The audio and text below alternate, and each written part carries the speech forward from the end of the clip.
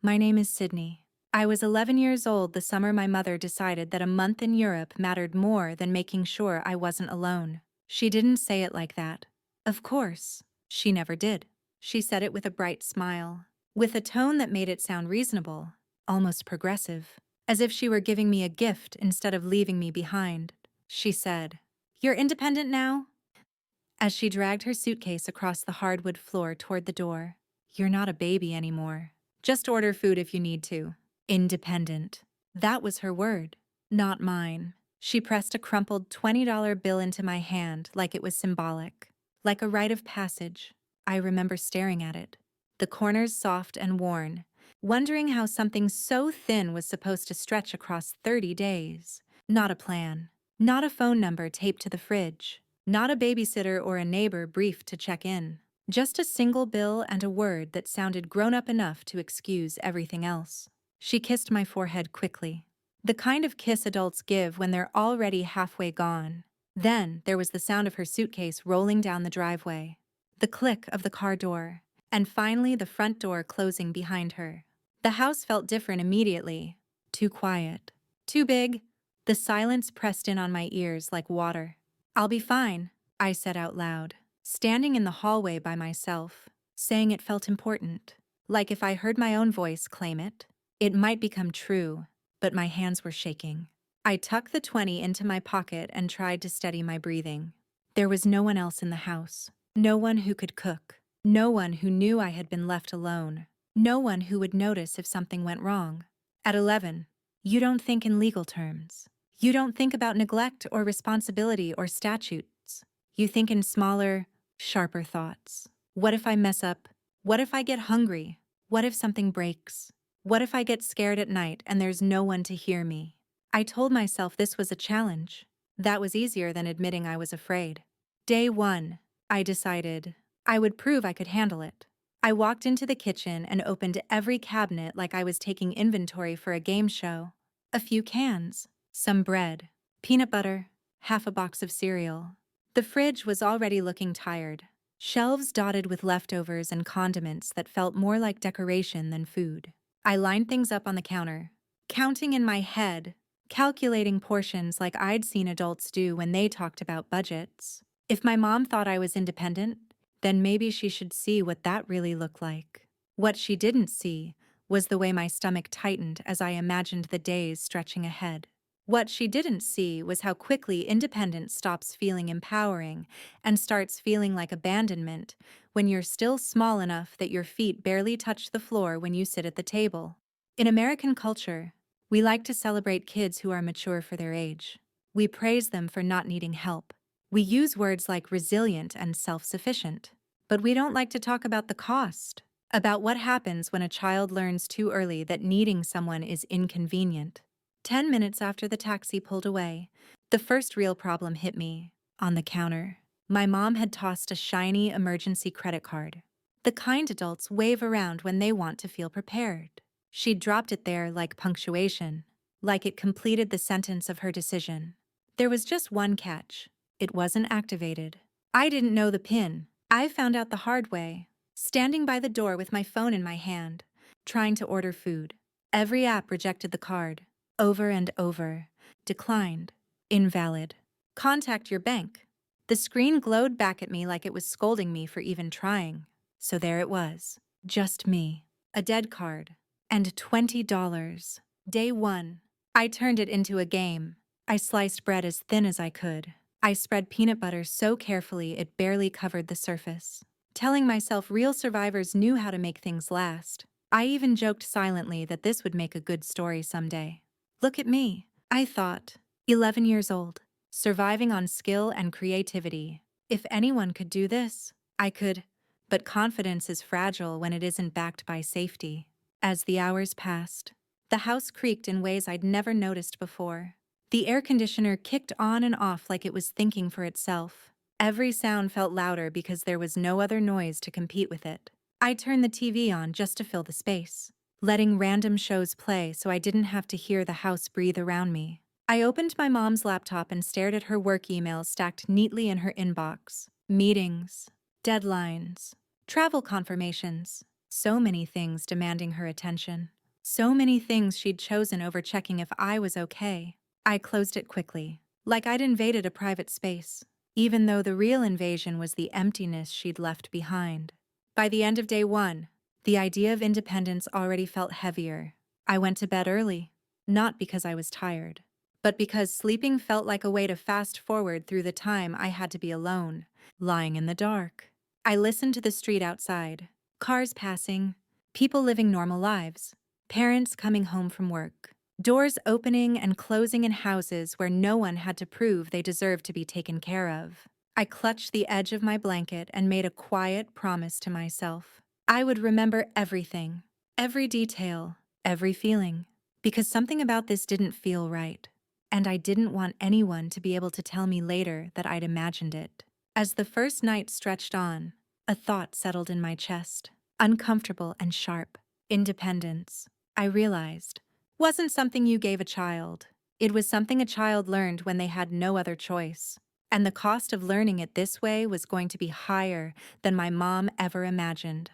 By the time the sun came up on day two, the $20 bill in my pocket already felt lighter, like it was counting down with me. I didn't know it yet, but that small piece of paper, that fake sense of freedom, was the beginning of something much bigger, something that would turn my mother's favorite word against her. Because as the days went on, the money would disappear, the food would run out, and the silence in our house would turn into something darker than loneliness. And when she finally came back, she wouldn't find the independent kid she thought she'd left behind. She would find evidence. Day two started with the sound of my own stomach. It growled so loudly that for a second I thought someone else was in the room. I sat up in bed, heart racing, then remembered where I was. Alone, still alone. The house hadn't changed overnight, but something inside me had. The first layer of confidence from day one had worn off, replaced by a thin film of anxiety that clung to everything I did. I walked into the kitchen barefoot, the floor cold against my feet. Morning light spilled through the window, illuminating the counter where I'd lined up the food the day before. In daylight, it looked worse, smaller, like the shelves were quietly mocking me for thinking I had this under control.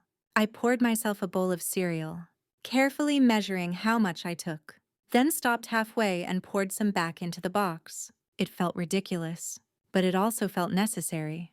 This was what being independent looked like at 11, counting crumbs, bargaining with hunger, acting like scarcity was a choice instead of something forced on you.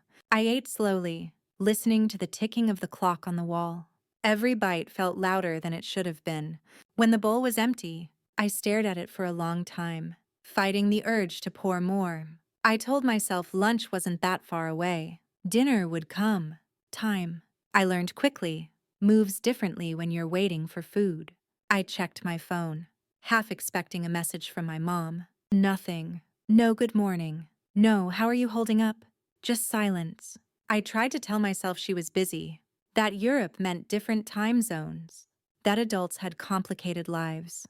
But even at 11, I understood something simple. If she wanted to check on me, she would have.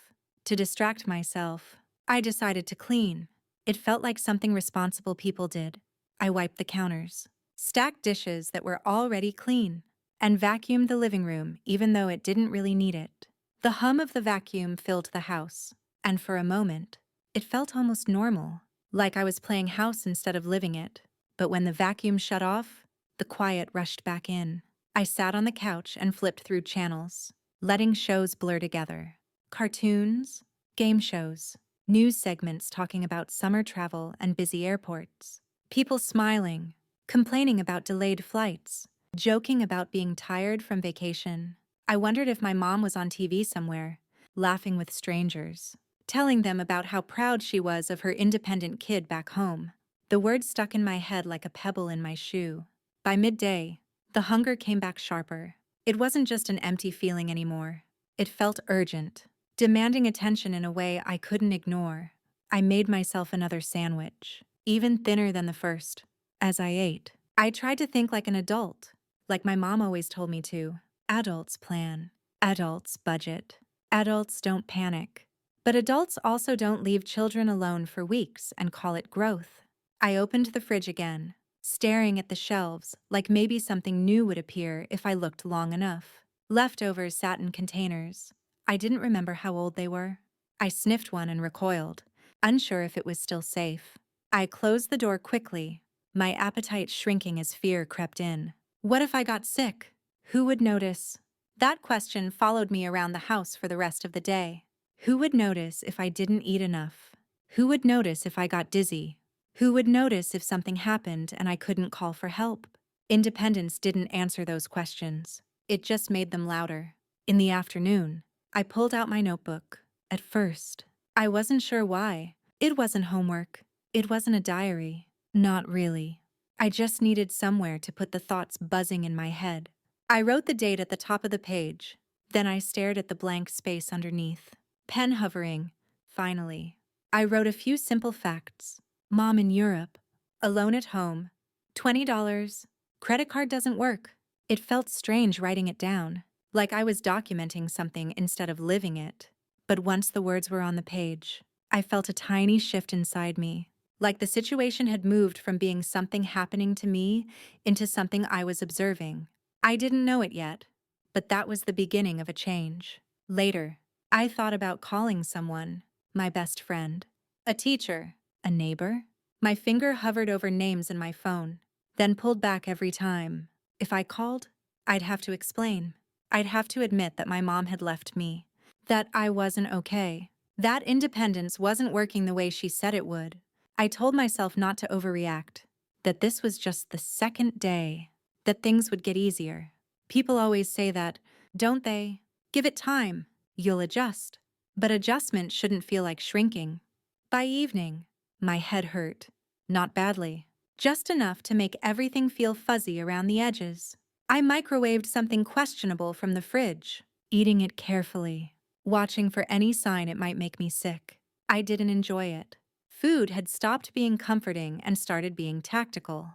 That night, lying in bed again, I replayed my mom's words over and over. You're not a baby anymore. Just order food if you need to.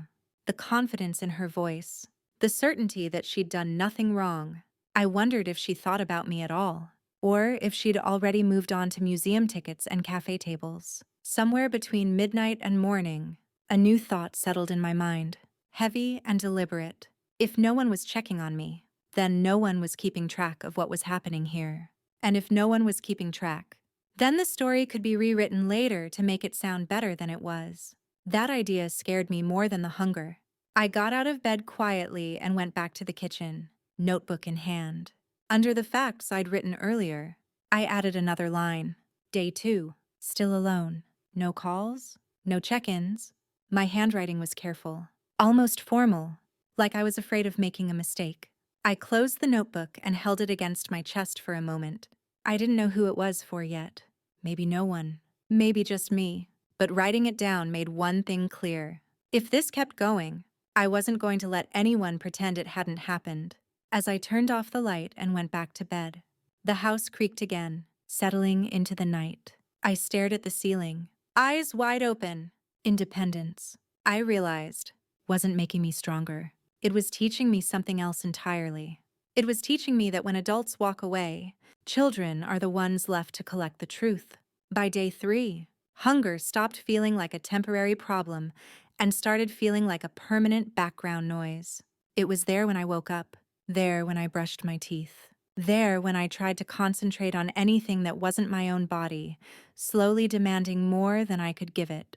It wasn't dramatic yet. No collapsing, no movie-style fainting spells, just a constant ache, a dull reminder that time was passing and nothing was being replenished.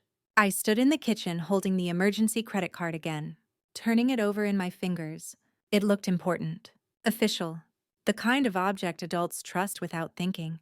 I tried it one more time, just in case something had magically changed overnight. I typed in random numbers for the PIN, my heart beating faster with each attempt, until the screen locked me out completely. Declined. That word hit differently on day 3. On day 1, it had been annoying. On day 2, frustrating. Now it felt personal, like a door being shut on purpose. I checked my phone. Still nothing from my mom. No apology, No just checking in. No instructions. It was becoming clear that she wasn't worried because she had already decided there was nothing to worry about. In her version of events, I was fine. And if I was fine, she didn't have to interrupt her trip to prove it. That realization changed something in me. I sat down at the kitchen table with my notebook and stared at the page where I'd written the facts. They looked small compared to how heavy everything felt, but they were real, concrete. I flipped to a clean page and, without fully understanding why, wrote a single word at the top in large. Careful letters. Evidence. The word scared me a little. It sounded serious, like something from a courtroom or a crime show. But it also felt solid, like a line drawn in the sand. If this situation was ever questioned, if someone ever tried to tell me I'd imagined it or exaggerated it, this would be here. I added a few more lines under the word. Day 3. Still alone. Credit card does not work. Food almost gone. Writing it down didn't fix anything, but it did something else. It made me feel less invisible. Later that afternoon, I opened a video app on my phone. I'd watched enough people online talking to cameras to know how it worked. I propped the phone up against a cereal box and sat across from it, suddenly very aware of how small my face looked on the screen. My eyes seemed bigger, darker, like they belonged to someone younger than 11. I hesitated. Once I recorded this, it would exist. It wouldn't just be in my head anymore. Day 3, I said quietly, my voice thinner than I expected. I'm still alone. I swallowed and forced myself to keep going. The credit card doesn't work. I ate the last decent thing in the fridge yesterday. I paused, my throat tight. For a moment, I almost stopped recording. This felt too real, too honest. If you're seeing this, I added, it means someone finally asked what happened to me. I ended the clip and stared at the screen for a long time before saving it. My heart was pounding like I'd done something dangerous. Part of me hoped no one would ever watch it.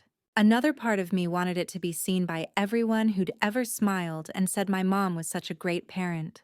I locked my phone and pushed it away, suddenly exhausted. That evening, I tried to eat what was left in the pantry. A couple of cans I didn't know how to open properly without risking cutting myself. A jar of pickles I hated. A box of cereal with more air than food. I ate the cereal dry, straight from the bag, counting each handful like it mattered. The house felt darker as the sun went down. I turned on lights in every room, not because I needed them, but because the shadows felt heavier than before. I kept the TV on for noise, but even that couldn't drown out the thoughts piling up in my head. What if something happened to me and no one knew? What if she came back and said I was dramatic? What if everyone believed her?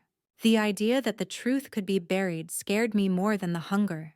Before bed, I opened my notebook again and added another line under evidence. No call from Mom, no text. Day 3. My handwriting was steadier now. Less like a kid scribbling feelings and more like someone taking notes on purpose. That night, sleep came in fragments. I woke up multiple times, disoriented, my mouth dry, my stomach twisting. Every creak of the house sounded like footsteps. Every car passing outside made me think someone was pulling into the driveway, finally coming back. But no one did. By morning, Day 4 bled into Day 5 without much difference. The hunger fogged my thoughts, making it harder to focus. When I stood up too fast, the room tilted slightly, and I had to grab the counter to steady myself. It scared me, but I wrote it down anyway. Day 5. Dizziness when standing. Still no contact. I added another line beneath it, slower this time, the pen pressing harder into the paper. If something happens to me, this proves it wasn't my fault. As soon as I finished writing it, I froze. The sentence looked darker than I'd intended. Final. But it was also honest. If I disappeared, if I got hurt, if something went wrong, I didn't want the story to be rewritten into something neat and comfortable. That was the moment my thinking shifted completely. This wasn't just about surviving until my mom came back. It was about what would happen to her when people finally realized what she'd done. The anger that had been simmering quietly inside me sharpened into something focused. Not screaming anger, not wild anger, something colder. On Day 7, my body felt weak, but my resolve felt stronger than it had all week. I shuffled to the front window and looked out at the street. Kids rode their bikes past the house, laughing. A dog barked at a delivery truck. A couple walked by holding coffee cups, talking about nothing important. Normal lives. Normal parents. I pressed my forehead against the glass and whispered, "You chose Europe over me." As if the universe was listening, the doorbell rang. I jumped, cereal crumbs still on my fingers. My heart slammed against my ribs. No one ever rang our doorbell. Not really. Packages got dropped. Neighbors knocked if they needed something. The bell rang again, sharper this time, followed by 3 deliberate knocks. I stood frozen in the middle of the living room, my mind racing. I could pretend I wasn't home. Whoever it was would go away eventually. That would be easier, safer. But another thought cut through the fear. What if this was the moment someone finally saw me, my hands shaking? I walked to the door and rested my fingers on the handle. If you were 11, hungry, dizzy, and completely alone, what would you do? Would you keep protecting the adults who left you? Or would you let the truth step outside with you? I took a breath and cracked the door open just enough to see who was there. Standing on the porch was a man in a green jacket with my school's emblem stitched on the chest. "Hi, Sydney," he said gently. "It's Mr. Hughes. I've been trying to reach your parents." My heart dropped into my stomach. And just like that, the story stopped being mine alone. For a second, I thought about lying. The idea came automatically, like muscle memory. Adults were used to hearing that I was fine. Teachers heard it. Friends' parents heard it. My own parents heard it every time they asked questions they didn't really want answers to. Fine was safe. Fine kept things simple. Fine meant no one had to stop what they were doing for me. Mr. Hughes waited quietly on the porch, his posture relaxed, not pushing his way inside. He looked different without the classroom behind him. No whiteboard, no rows of desks. Just a man standing on my porch, eyes scanning past me into the dim hallway behind my shoulder. "Is now a bad time?" he asked gently. I swallowed. My mouth felt dry. I guess not. The door opened a little wider on its own. I didn't fully understand why I stepped back and let him in. I just knew that if I didn't, I might not get another chance. He stepped inside and paused, taking in the space, the silence, the empty counter, the fruit bowl with nothing but a single bruised apple rolling around at the bottom. I suddenly felt exposed, like my house was wearing my secret on its walls. "Are your parents at work?" he asked, still polite, still assuming the best. "They're in Europe," I said. He blinked once. "Europe," he repeated. "Like, on vacation?" "Yes." "For how long?" I hesitated, then answered. "A month." Something changed in his face. Not shock exactly. More like focus snapping into place. "And who's staying with you?" The question hung in the air, heavy and unavoidable. I looked down at my feet. My shirt felt too big. The hem twisted between my fingers. This was the moment. The line I'd been approaching all week without realizing it. I could cross it, or I could retreat. "Just me," I said. They said I was old enough. The room seemed to get quieter, like even the house was holding its breath. "Mr. Hughes pulled out a chair and sat down at the kitchen table, gesturing for me to sit across from him. I did, my legs feeling strangely weak as I climbed onto the chair. "How long have you been alone?" "Sydney?" he asked. "A week," I whispered. "Almost. And do you have enough food?" His voice stayed calm, but his eyes didn't leave my face. I let out a small laugh that surprised even me. It sounded wrong, brittle. "They left me $20 and a credit card." "But it doesn't work." He didn't respond right away.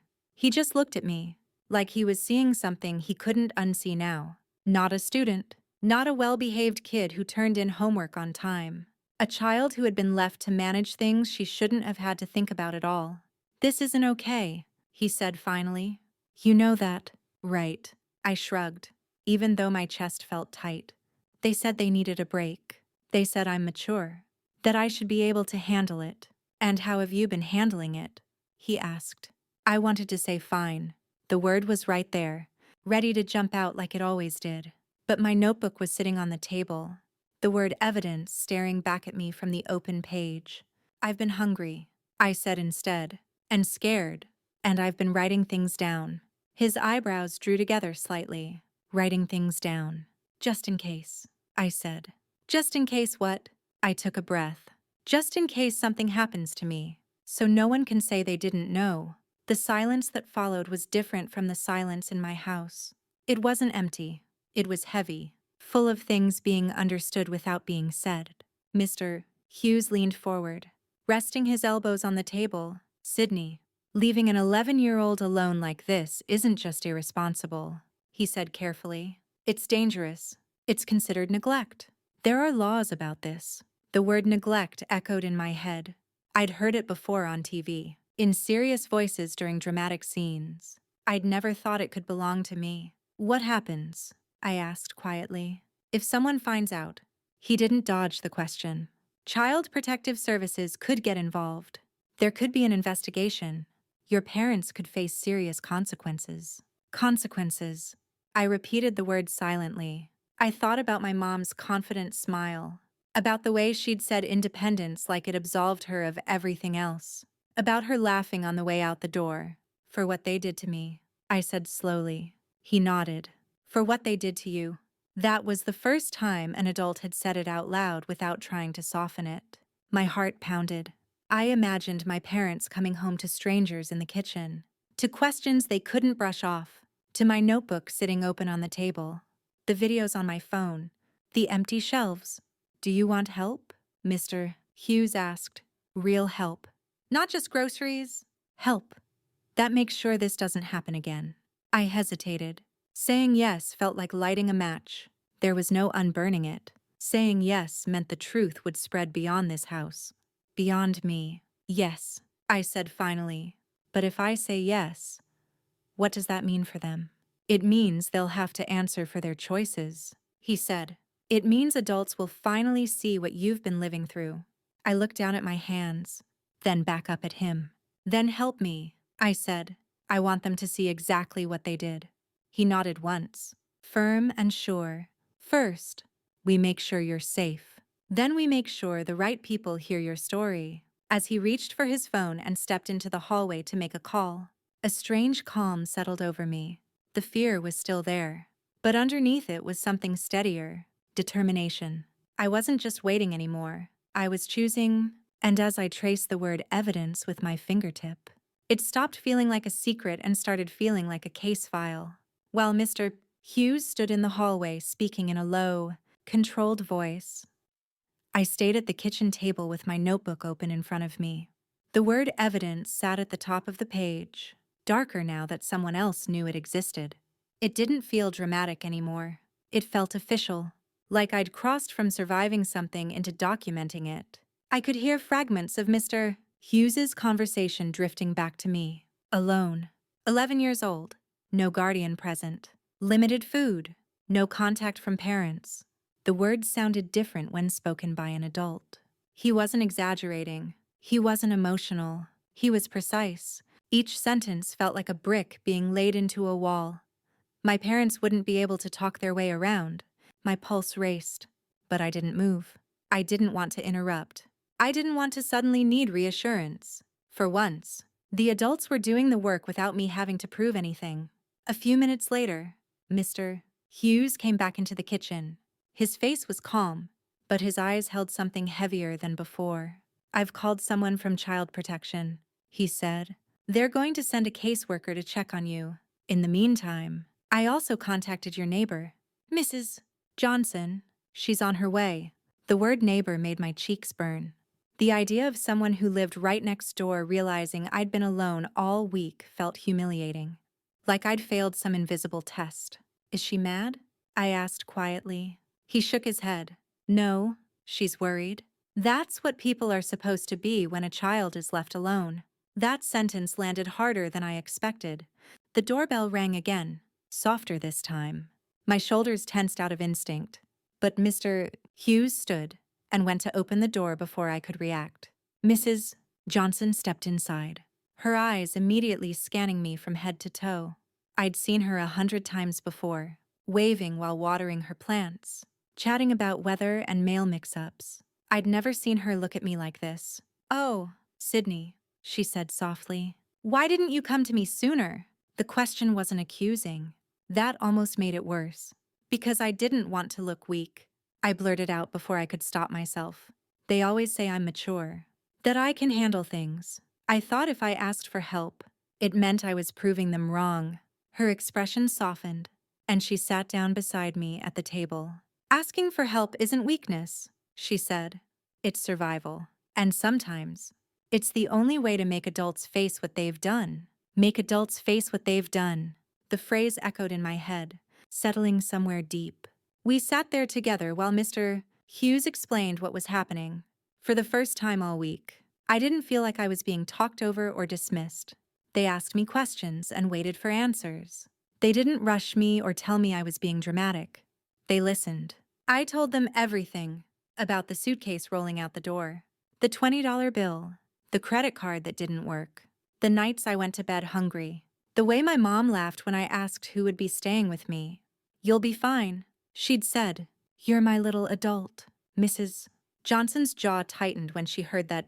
Mr. Hughes wrote notes on a small pad, his pen moving quickly but steadily. Can they see this? I asked, pointing to my notebook. When they come. The people from Child Protection. Yes, Mr. Hughes said. And I want you to keep writing. What you ate. When you felt scared. When you tried to call them. Everything you remember. So they can't twist it later. I murmured. Exactly, he replied. You're allowed to protect yourself with the truth. The word sent a strange shiver through me. Protect myself with the truth. It sounded almost like revenge. And I realized I didn't hate that idea. Not the kind of revenge that broke things or screamed, but the kind that simply refused to disappear. Not long after, the caseworker arrived. She introduced herself calmly, her voice gentle but professional. She asked if she could look around the house, and I nodded. As she walked through the kitchen, I watched her eyes pause on the nearly empty fridge, the trash can with only a few wrappers inside, the unused credit card still sitting on the counter. She didn't need to say anything. Her expression said enough. How long have your parents been gone? She asked. 7 days. I answered. They planned a month. And who checks on you? No one, I said. Until today. Do they call you? I shook my head. Not since the airport. She sent one selfie from Paris with a heart emoji. That was it. The caseworker nodded slowly and made a note. While the adults talked, I slipped away for a moment and set my phone up on the counter again. I recorded the empty fridge, the lonely table, the caseworker's bag resting on a chair. This is what our house looked like when they finally noticed I was alone. I said quietly into the camera. This is what my mom will walk into when she comes back. When I stopped recording, my hands were steady. The caseworker returned to me. For now, you won't be alone again, she said. We're arranging for you to stay with Mrs. Johnson while we talk to your parents and figure out the next steps. I glanced at my neighbor. She smiled softly and squeezed my shoulder. Is that okay with you, Sydney? The caseworker asked.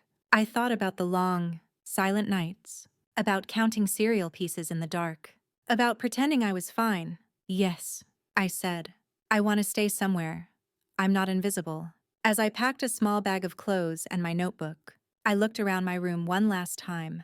The posters, the stuffed animal on my bed, the window facing the street. This was the place you left, I whispered to the empty room.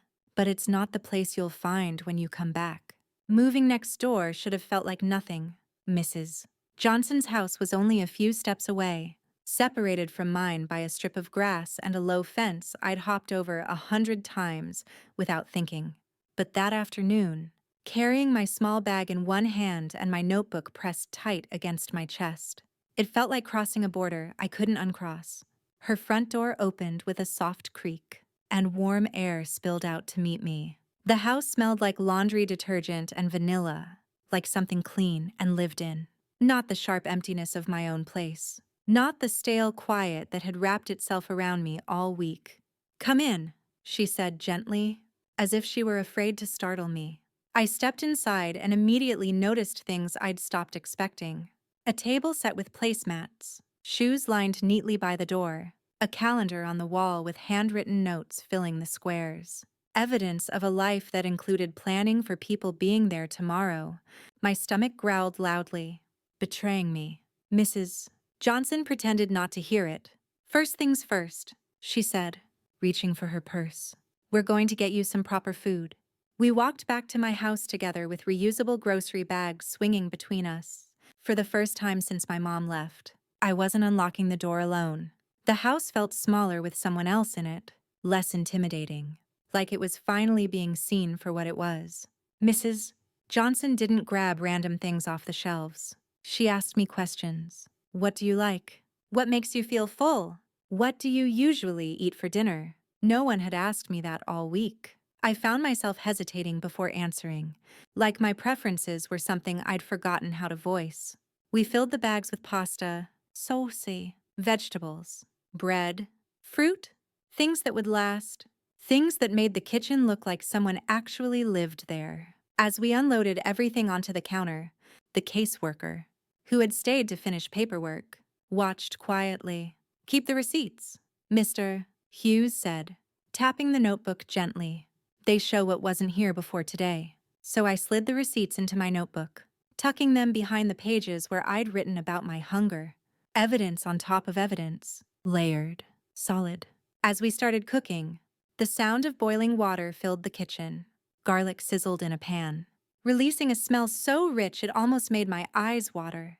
It had been days since anything in the house had smelled like real food. Have you ever made spaghetti like this? Mrs. Johnson asked. Not really, I admitted. My mom usually microwaves things or we order takeout. Well, today you learn, she said with a small smile. Knowing how to feed yourself properly is a kind of independence that actually matters. I stirred the sauce slowly, watching it swirl around the pan. It felt symbolic, like something inside me was finally moving instead of sitting stagnant and afraid. The anger, the hurt, they weren't gone, but they had somewhere to go now. While we waited for the pasta, the caseworker asked more questions. About my mom's messages, the time of her flight, the last time she'd called. I handed her my phone, scrolling to the single selfie from Paris. My mom stood in front of the Eiffel Tower, smiling, captioned with a heart emoji and the words, "Finally free for a month." Free from what? The caseworker asked softly. I stared at the screen. From me, I guess. She wrote something down without commenting. Do you want to say anything directly to your parents? She asked after a moment. Sometimes we include statements from kids in our reports. My throat tightened. There were so many things I wanted to say that I didn't know where to start. Then I felt the notebook against my arm, grounding me. Yes, I said. I want them to know exactly what this felt like. I sat at the table while the spaghetti cooked and began to write. The words came slowly at first, then faster, like I'd been holding them back for days. You said I was mature enough to be alone, but being mature doesn't mean I don't need food. It doesn't mean I don't get scared. You told everyone how hard you work, but you didn't notice when your own kid was counting crumbs. I paused, took a breath, and kept going. By the time you read this, other adults will already have seen what you did. They'll have seen the empty fridge, the dead credit card, the notebook where I had to record my own neglect. If there are consequences, they aren't because I betrayed you. They're because you left me. When I finished, my hands were shaking, but my writing was clear. I slid the paper across the table toward the caseworker. Can you make sure they see this? I asked. I will, she said. I promise. We sat down to eat not long after. The first bite of spaghetti almost made me cry. It was warm and filling and real. It tasted like safety, like something normal people took for granted every day. For a little while, we talked about school, about books, about silly things like the worst cafeteria lunches we'd ever had. For an hour, I almost forgot that my life was unraveling in the house next door. But later, when the dishes were cleared and the adults spoke quietly in the living room, I caught pieces of their conversation drifting down the hall. Temporary placement, investigation, supervised visits, possible removal of custody. I didn't understand every term, but I understood the weight behind them. Back in the guest room where I would sleep, I set my phone up one more time and hit record. Day 7, I said softly, but it's different now. I'm not in my house. I'm somewhere safe. People know. They saw the truth. I looked straight at my reflection in the screen. If you're my mom watching this, I continued. Remember something?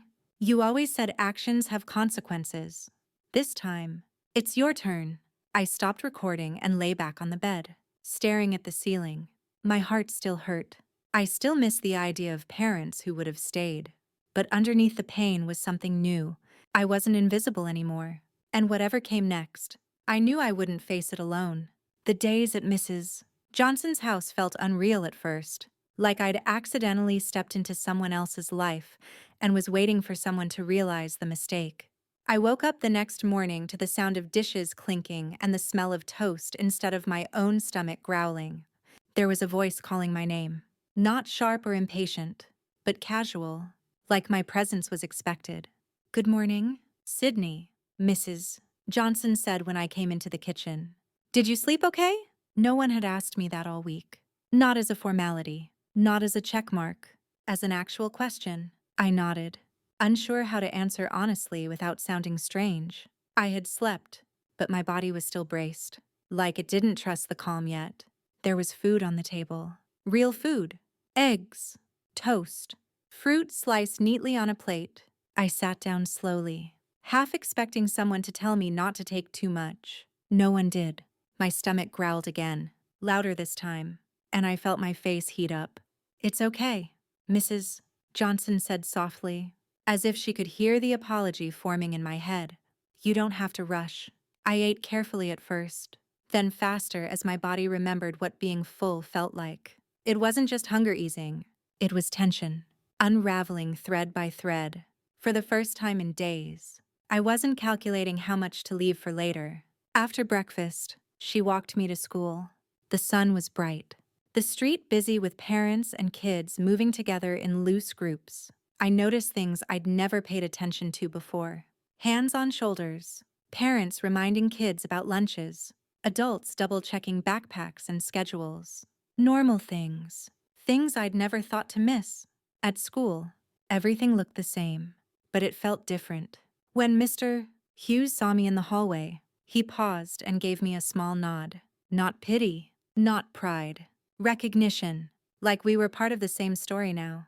In class, I tried to focus, but my mind kept drifting. I wondered what my parents were doing at that exact moment.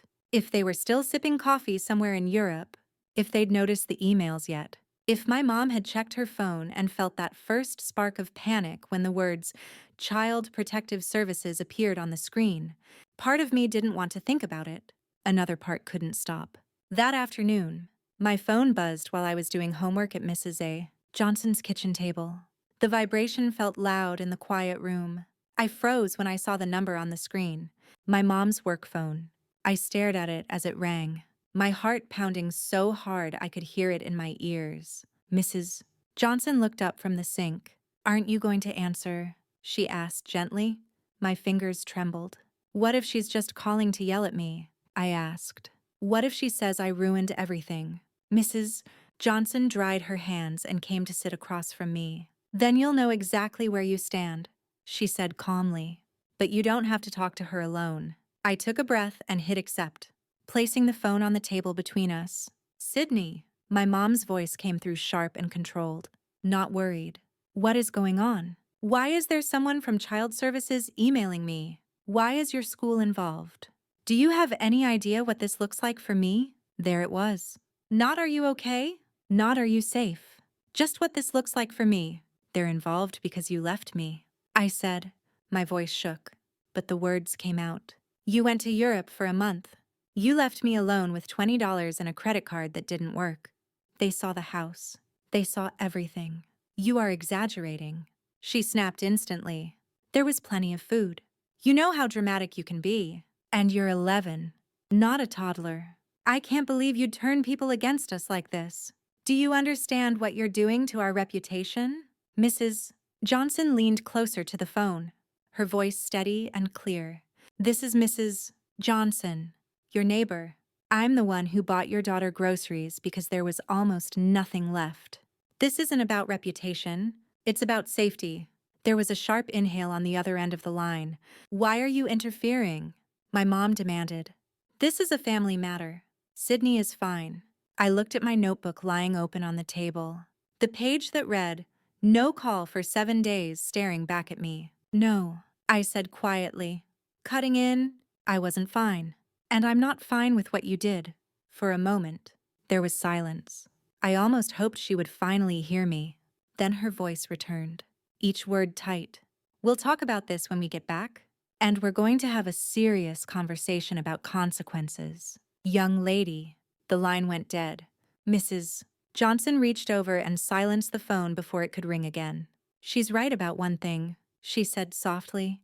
"There will be consequences. Just not the ones she thinks." The next day, a caseworker pulled me out of class. We sat in a small office that smelled like dry erase markers and old coffee. She scrolled through something on her tablet, then looked up at me. "Your parents have moved their flight up," she said. "They'll be home in 3 days instead of 3 weeks." My chest tightened. Relief and dread tangled together until I couldn't tell them apart. They weren't coming back for me. They were coming back to contain the damage. "What happens when they get here?" I asked. "We'll meet them at the house," she said. "I'll be there, along with a supervisor from the department. Mr. Hughes has agreed to attend as a school representative, and you can be part of the conversation if you want." I thought about hiding in Mrs. Johnson's guest room, letting adults handle it, slipping back into the role of the quiet kid everyone spoke for. "No," I said after a moment. "I want to be there. I want them to see me." She nodded. "Then we'll make sure you have a voice." Over the next 2 days, we prepared without calling it preparation.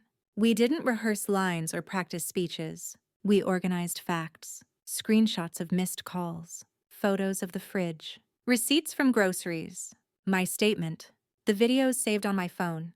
"This isn't about punishing them," the caseworker reminded me. "It's about making sure you're safe." I understood that, but another part of me, the part that remembered eating dry cereal in the dark, knew this was something else too. It was accountability. On the morning they were due to arrive, we went back into my house together. The air felt stale, like it had been holding its breath waiting for them. My stomach twisted as I stepped inside, but I didn't look away. The caseworker placed a thick folder on the kitchen table. Next to it, my notebook lay open to the first page. Evidence. My phone sat beside it, screen lit. Paused on the video from day 3, my own tired face stared back at me. "Are you sure you want this playing when they arrive?" she asked. "Yes," I said. She always says stories don't matter without proof. Outside, we heard a car pull into the driveway. Tires on gravel, doors slamming, laughter drifting toward the house. I took a steadying breath. This was the moment everything changed. The sound of the car outside felt unreal, like it belonged to another story. Tires crunched against the driveway gravel. Doors slammed. Voices floated toward the house, light and careless, as if nothing inside these walls had shifted while they were gone. I stood in the kitchen with my hands curled into fists at my sides, the folder, the notebook, and my phone lined up on the table like witnesses waiting their turn. The caseworker stepped closer to me. "Remember," she said quietly, "you don't have to protect them from the truth anymore. If it gets hard, look at me, or at Mrs. Johnson. You're not alone in this room." I nodded, though my legs felt weak. For years, protecting my parents' image had felt like part of my job.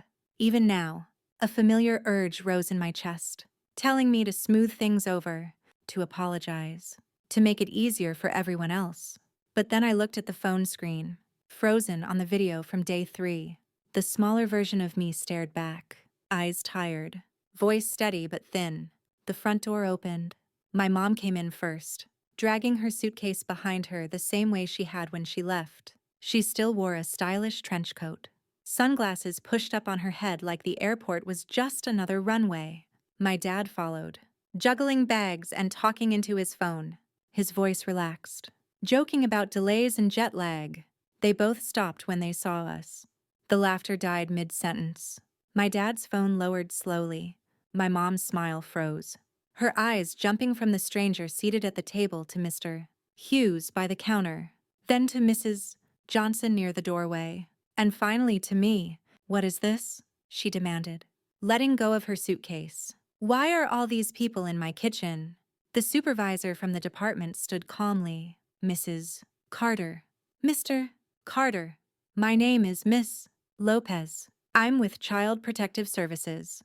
Please have a seat. We need to discuss a serious situation regarding your daughter." My mom didn't sit. She turned to me instead, her eyes sharp.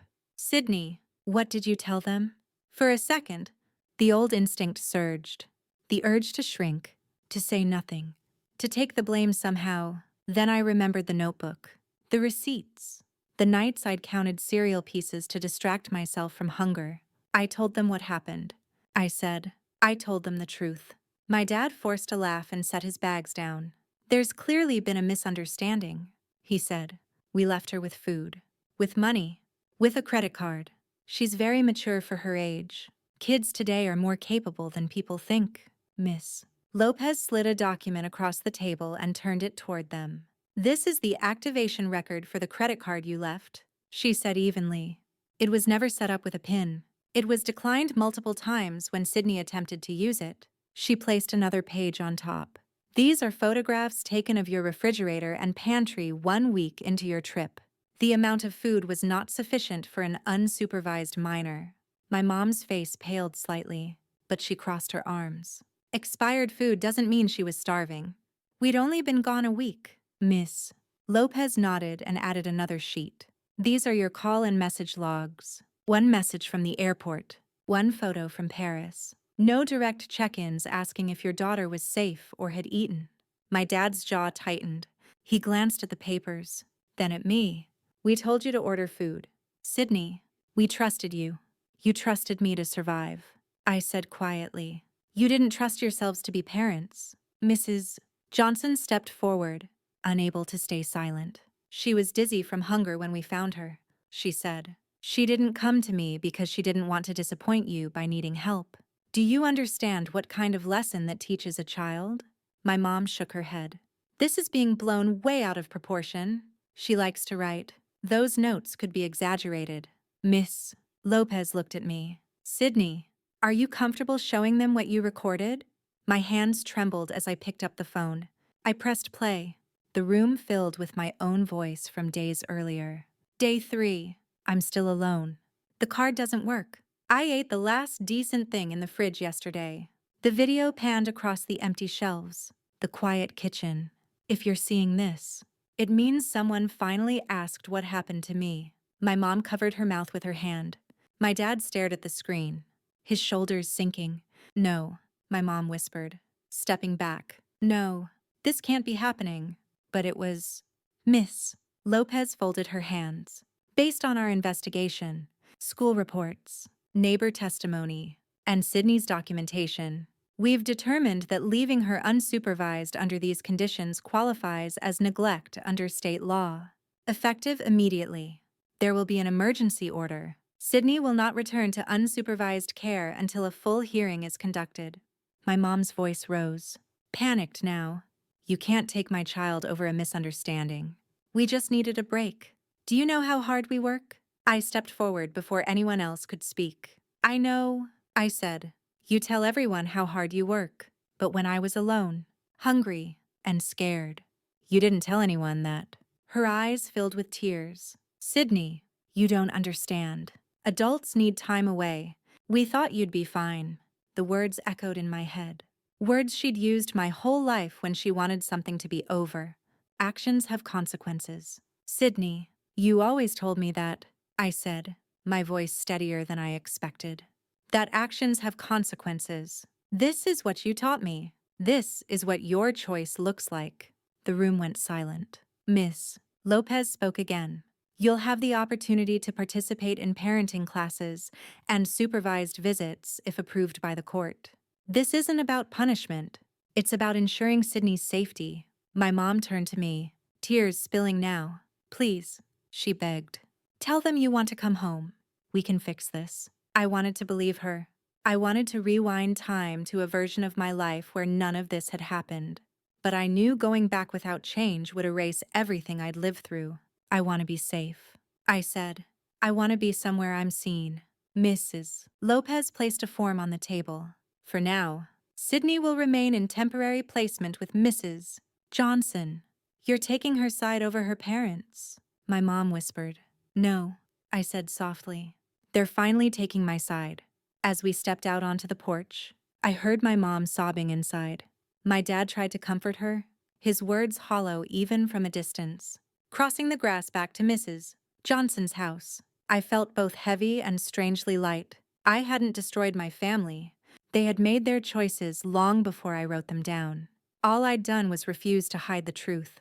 Weeks passed, but time didn't move the way it used to. It stretched and folded in strange ways, marked not by school bells or weekends, but by meetings, documents, and quiet conversations behind closed doors. I stayed with Mrs. Johnson, and slowly, the emergency became routine. Not normal, exactly, but stable, predictable, safe. At night, I still thought about my parents' house, about the way the porch light used to flicker on at dusk, about how silence there had felt sharp, like it was waiting for something to go wrong. But now, when I woke up, there was always someone in the kitchen, someone asking if I wanted eggs or cereal, not because it was a test, but because it mattered. The first supervised visit came sooner than I expected. I was told about it in advance, sitting in a small office with beige walls and a ticking clock. The caseworker explained the rules carefully. It would be short. There would be another adult present at all times. Everyone would remain calm. The purpose wasn't to argue or assign blame. It was to observe, like scientists watching an experiment. I nodded and said I understood, even though my stomach twisted into a tight knot. I didn't know what version of my parents would show up: angry, guilty, apologetic, or worse, unchanged. They arrived early. My mom looked smaller than I remembered, like the confidence she wore so easily had cracked somewhere along the way. My dad kept his hands folded tightly in his lap, eyes darting around the room like he was looking for an exit. When they saw me, my mom's face crumpled immediately. "Oh, Sydney," she said, reaching forward before stopping herself when the caseworker cleared her throat. "I've missed you so much." I sat down across from them, my back straight, my hands resting on my knees.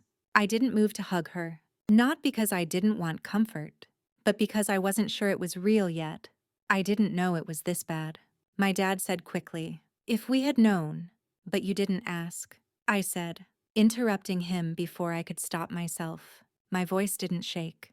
That surprised me. "You didn't call.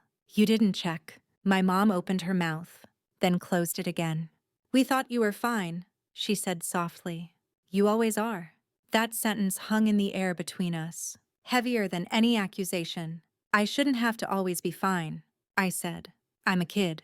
The caseworker made a note, her pen scratching quietly on paper. My mom wiped at her eyes. "We're taking classes," she said quickly, like it was a shield. "Parenting classes, counseling. We're doing everything they asked." I nodded. That's good. It felt strange to say it without anger, but anger had burned itself out, leaving something clearer behind. A need for truth, for boundaries. "I don't want to come home yet," I said after a moment. "Not until things are different. Not until I know I won't be left again." My mom inhaled sharply, like the words had knocked the wind out of her. My dad looked down at his hands. "We'd never do that again," he said. "I need more than promises." I replied, "I need proof." The word echoed in my head, familiar and grounding. After the visit ended, I walked back to Mrs. Johnson's car with my shoulders aching, like I'd been carrying something heavy for a long time. But there was also relief. I'd said what I needed to say. I hadn't softened it to protect them. I hadn't disappeared. At school, things shifted too. Teachers checked in more often, not in a way that made me feel broken, but in a way that made me feel seen. Mr. Hughes asked how I was sleeping, asked if I was eating enough. Simple questions that felt revolutionary. One afternoon, I was called into the counselor's office again. This time, it wasn't an emergency. It was a check-in. "You know," Mr. Hughes said, leaning back in his chair, "what you did took courage." I shrugged. I didn't feel brave. Most people don't when they're doing the right thing, he replied. They just feel tired. That felt accurate. At night, I still recorded short videos sometimes. Not because I needed proof anymore, but because it helped me process. Day 21. Still safe. Still here. Learning what normal feels like. The videos weren't weapons now. They were reminders. The hearing date approached like a shadow growing longer every day. I knew it was coming. I knew everything hinged on it. But for the first time since my mom left with her suitcase, I wasn't afraid of what would happen next. Whatever the decision was, it would be made in the light. And that, I realized, was the real consequence of telling the truth. The hearing was scheduled for a Tuesday morning. The kind of ordinary detail that made everything feel stranger. I'd expected something dramatic, some moment that would announce itself as important. Instead, the day arrived quietly, like it had been waiting patiently the whole time. I wore a simple sweater and jeans. Mrs. Johnson asked if I wanted help choosing something nicer, but I shook my head. I didn't want to dress like I was playing a role. I wanted to look like myself. The person who had lived through this. The person who would have to live with whatever came next. The building itself smelled like old carpet and paper, a scent that felt permanent, like it had soaked into the walls over decades of other people's stories. We walked down a narrow hallway where voices echoed softly behind closed doors. Every step made my heart beat a little faster. Inside the room, adults filled the space. Lawyers with folders, caseworkers with tablets. My parents sat at one table, their shoulders slightly hunched, as if the weight of the room was pressing down on them. My mom avoided my eyes at first. My dad glanced at me once, then looked away. I took my seat beside the caseworker. Mrs. Johnson sat behind me, close enough that I could feel her presence without turning around. It grounded me. The judge entered, and everyone stood. His voice was calm, almost conversational, as he explained why we were there. Words like welfare, supervision, and best interest floated through the air, heavy but controlled. This wasn't a place for shouting or dramatic speeches. This was where decisions were made quietly and stuck. They talked first about facts, dates, flight records, missed calls, the condition of the house. My videos were entered into the record.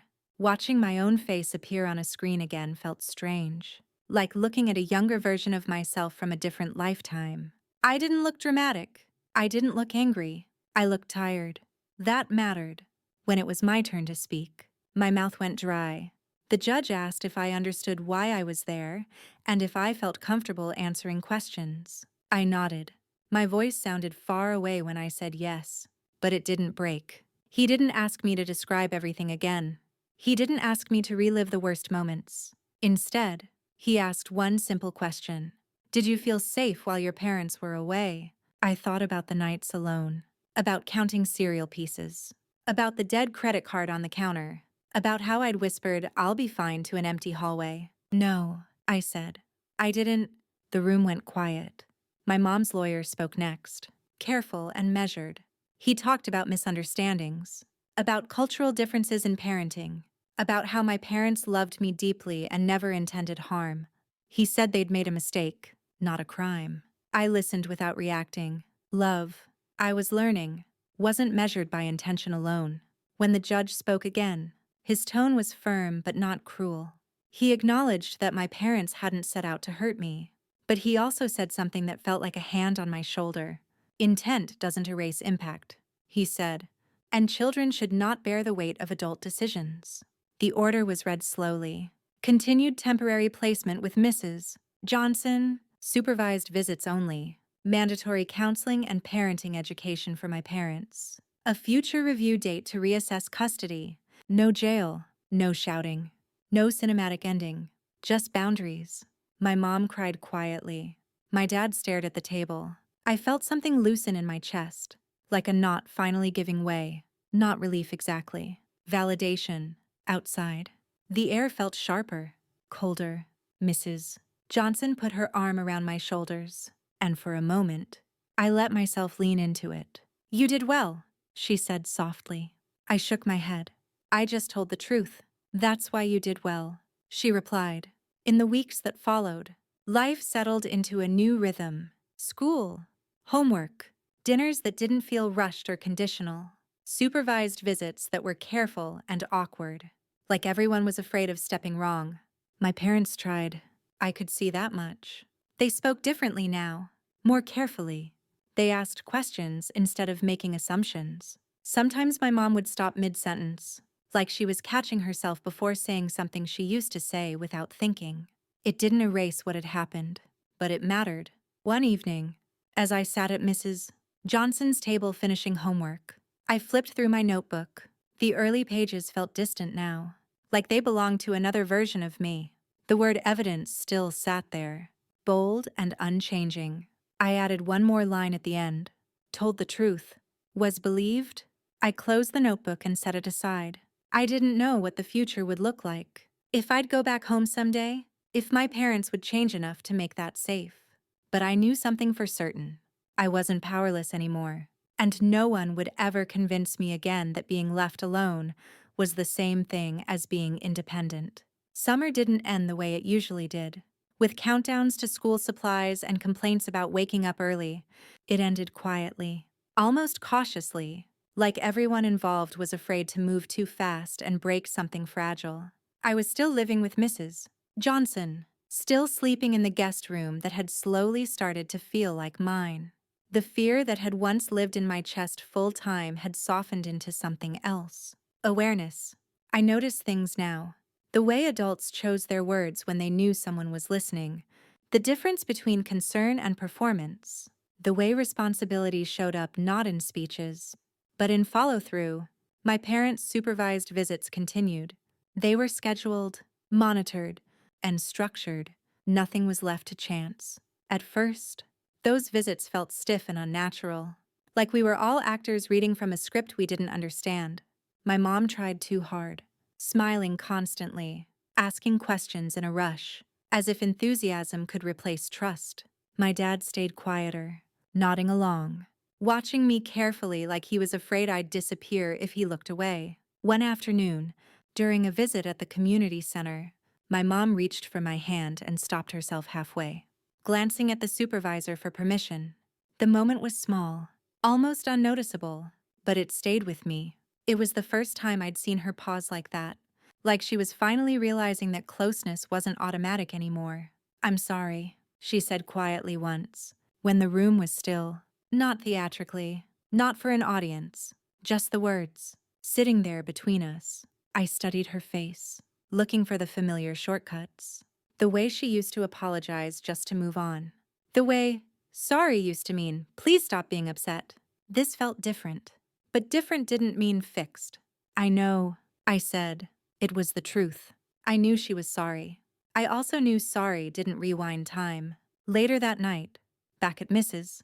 Johnson's house, I recorded another video.